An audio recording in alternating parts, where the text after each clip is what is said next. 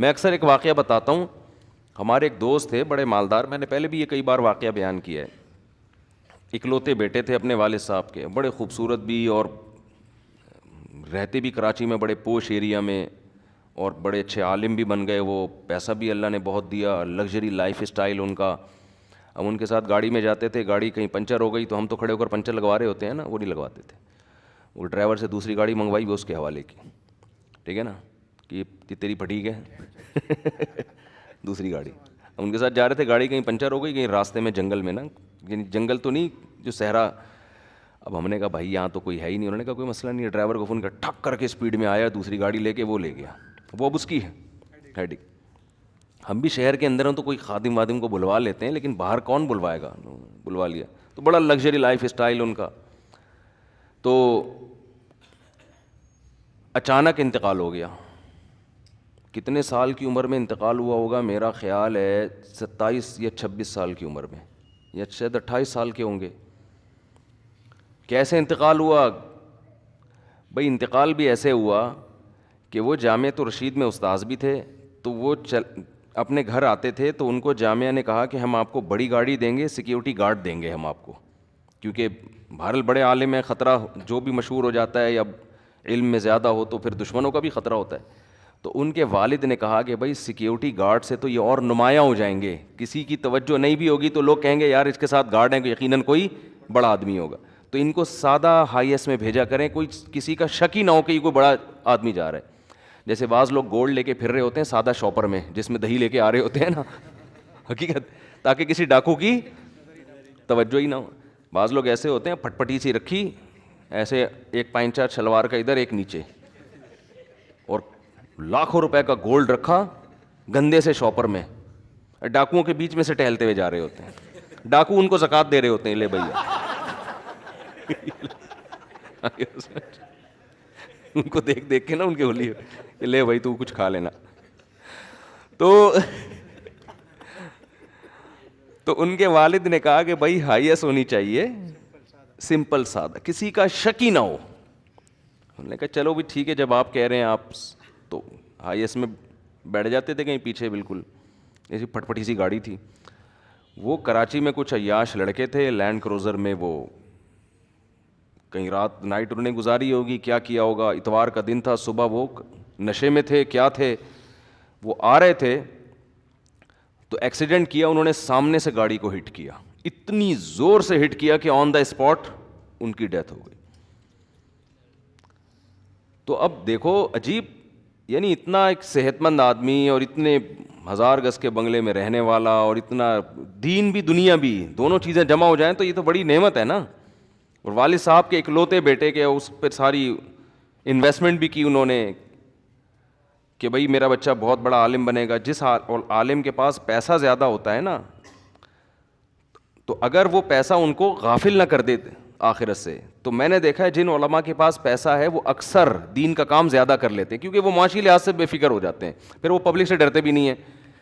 بیچارہ مسجد کے امام کو تو یہ ڈر ہوتا ہے مجھے نکال دیا تو میں, یہ بھی حقیقت ہے نا, وہ واقعی کہاں جائے گا, وہ ان کو تو یہ ڈر ہوتا ہے. وہ بیچارے بہت سی باتیں کمیٹی کے ڈر سے کھل کے کر نہیں سکتے کہ یار, میں نے دیکھا ہے بیچارے اماموں کو روتے ہوئے, مسجد کمیٹی نے نکال دیا وہ یہ. تو جن علماء کے پاس دولت زیادہ ہوتی ہے, بشرطے کہ دنیا کی محبت نہ آئے اس دولت کے ساتھ, تو عام طور پہ قاعدہ کلیہ نہیں ہے, عام طور پہ دیکھا ہے کہ وہ دین کا کام زیادہ, وہ بے فکری سے کرتے ہیں, معاش سے بے فکر ہو گئے. تو یہ بھی ان میں تھا کہ پیسہ بھی تھا تو معاش سے بالکل بے فکر, تو وہ زیادہ کام کر رہے ہیں, مدرسے سے تنخواہ بھی نہیں لیتے تھے بلکہ الٹا دے رہے ہوتے تھے. تو جب ان کی موت کی خبر مجھے ملی نا, میں تو شوق میں آ گیا. میں نے کہا یار یہ کیسے ہو گیا. اب ظاہر ہے ہم تو مسلمان ہیں, ہم سوچتے ہیں اللہ کے ہر کام میں حکمت ہے, مصلحت ہے. میں بہت سوچتا رہا اللہ اس میں کیا مصلحت ہے. اب تو ان کے کام کرنے کا ٹائم شروع ہوا تھا, ان کے والد نے اتنا ان کو علم سکھایا. اب ظاہر ہے دین سے فارغ ہوئے تھے, جامعہ میں ٹیچر بنے. اب آج اگر وہ زندہ ہوتے تو وہ بہت آگے جا چکے ہوتے, بہت آگے جا چکے ہوتے.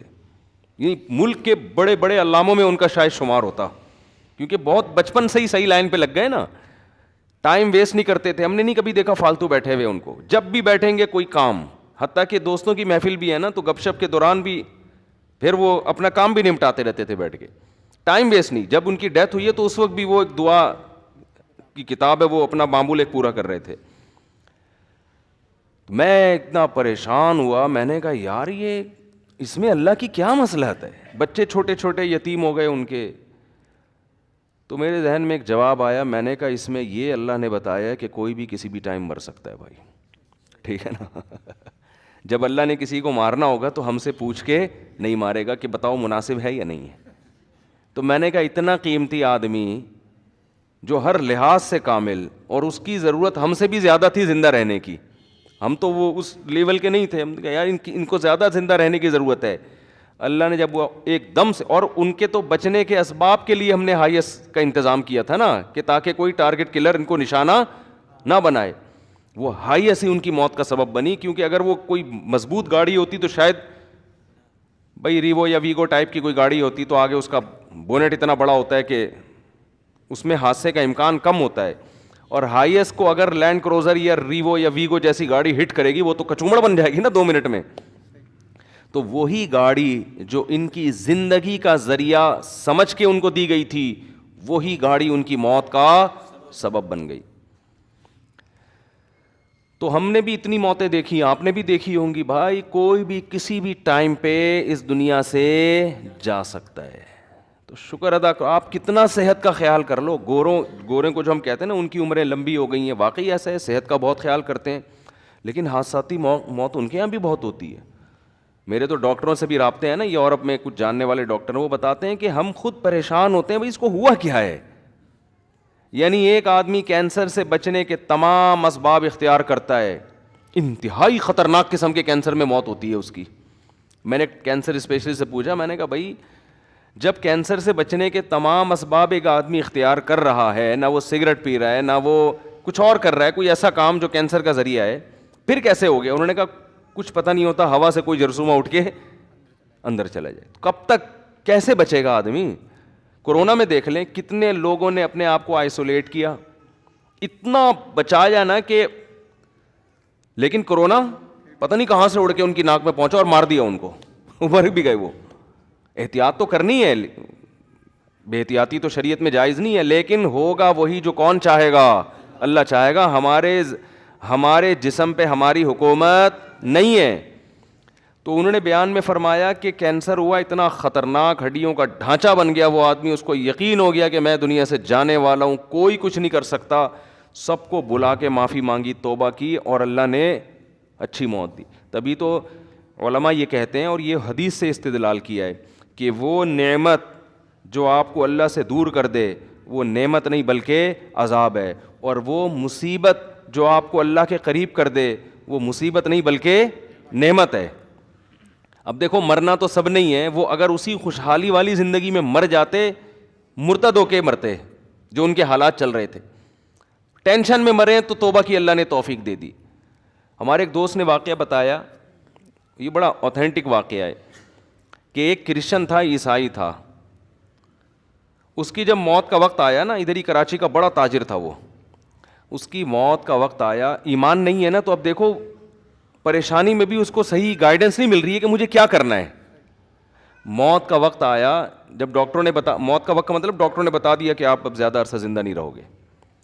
تو اس نے کیا کیا, اپنی زندگی میں اپنے دوست جو تاجر تھے نا ان کو جمع کیا, اور ان کو یہ کہا کہ میرے لیے نا بہت بڑا لگژری قسم کا بنگلہ خریدو ڈیفینس میں, سمجھ رہے,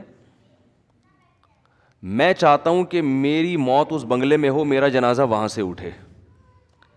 کیوں بھائی, اب خیریت, دنیا کی محبت کی آپ کو مثال دے رہا ہوں کہ کہاں تک انسان کو لے کے جاتی ہے. ہم تو کہہ رہے ہیں زندہ بھی ہو تو بنگلوں میں دل نہ لگاؤ, کل مر سکتے ہیں, آج مر سکتے ہیں, اور نہیں بھی مرے تو 20-30 سال کا ٹھک ٹھک کر کے تو ٹائم گزرتا ہے بھائی, اتنا ٹائم تھوڑی ہے اس میں. تو وہ کہنے لگا کہ وہ جو عیسائی تھا کہنے لگا کہ میرے ساتھ کے ٹکے ٹکے کے تاجر انہوں نے بنگلے بنا لیے, تو میں ان کو دکھانے کے لیے کہ میں تم سے کم نہیں ہوں, ایسا میری پوری جو جائیداد ہے نا اسے بیچ کے اتنا بڑا بنگلہ ہونا چاہیے, ایسا لگژری ہونا چاہیے کہ میرا جنازہ اٹھے تو یہ دو ٹکے ٹکے, اس کے الفاظ ہیں یہ, ٹکے ٹکے کے تاجر جو ہے نا, جو میرے سے بہت پیچھے اور بڑے بڑے بنگلوں میں فخر کر رہے ہیں, تو میں چاہتا ہوں میری جنازہ اٹھے ایسے بنگلے سے. چونکہ ایمان نہیں ہے, گائیڈنس نہیں ہے, اس کو پتہ نہیں ہے کہ صحیح کیا ہے اور غلط کیا. او بھائی, تو جو اپنے تاجروں کو نیچا دکھا کے تجھے ملے گا کیا؟ مر گئے تو مرنے کے بعد تو کوئی آپ کی تعریف کرے یا کوئی آپ کی برائی کرے, آپ کی صحت پہ کیا اثر پڑے گا؟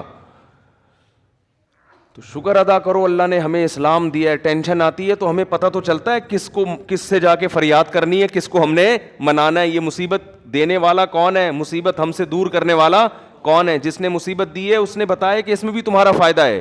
یہ اللہ کی بہت بڑی نعمت ہے. دیکھو جتنی بدحالی کا شکار دنیا میں مسلمان ہے نا, اتنا بدحال دنیا میں کوئی نہیں ہے. لیکن ڈپریشن کے مریض سب سے کم آپ کو مسلمانوں میں نظر آئیں گے, سب سے کم. وجہ کیا ہے بھائی؟ اللہ ہے, اللہ ہے. کوئی دیکھ رہا ہے, کوئی خود بخود نہیں ہو رہا سب کچھ. تو جو مذہب سے جتنا قریب ہوگا نا, ٹینشن سے اتنا دور ہوگا وہ. تو جلدی سے بات کو سمیٹ کے میں ختم کرتا ہوں. انسان دھوکے میں آتا ہے اپنی موجودہ حالت کو دیکھ کر, اور وہ یہ سمجھ بیٹھتا ہے کہ مجھے کچھ بھی ہونے والا نہیں ہے. آپ ہر وقت تیار رہیں, کسی کو کسی بھی ٹائم پہ کچھ بھی ہو سکتا ہے.